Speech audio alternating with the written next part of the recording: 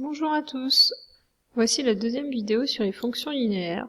L'objectif est de savoir la représentation graphique d'une fonction linéaire et déterminer son expression.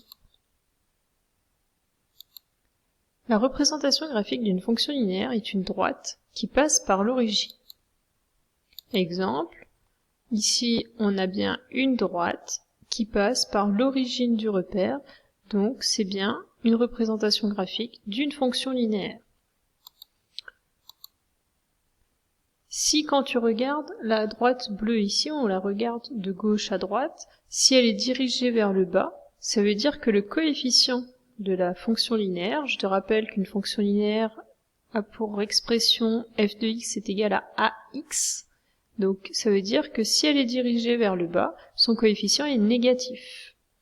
Si la droite est dirigée vers le haut, son coefficient est positif.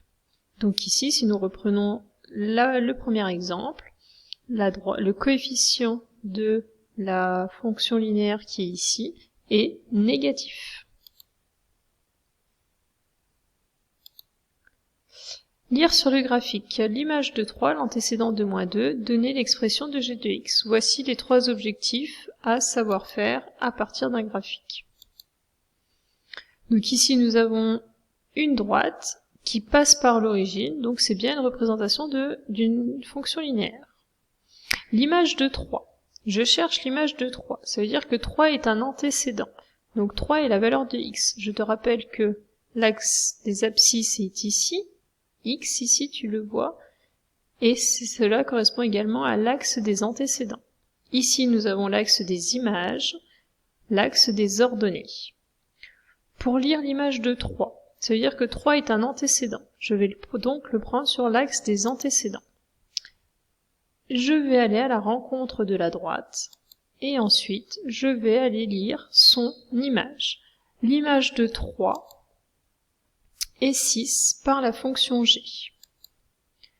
Ensuite, l'antécédent de -2.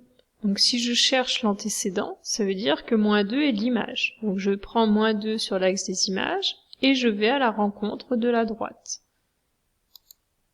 Et je vais lire son antécédent. Donc ici, l'antécédent est -1 par la fonction g.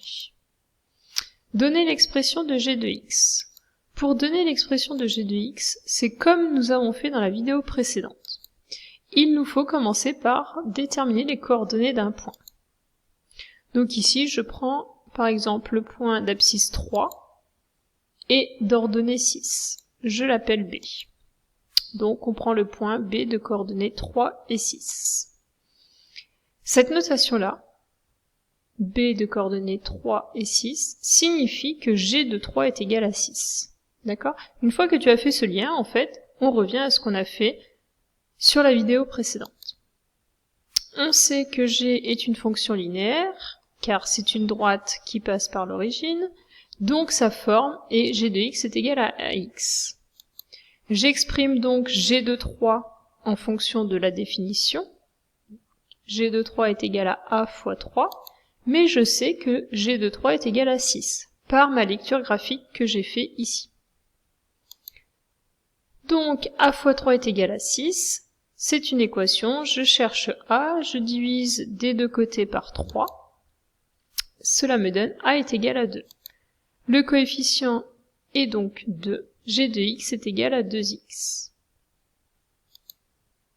Merci d'avoir visionné cette vidéo, n'hésite pas à la revoir si nécessaire.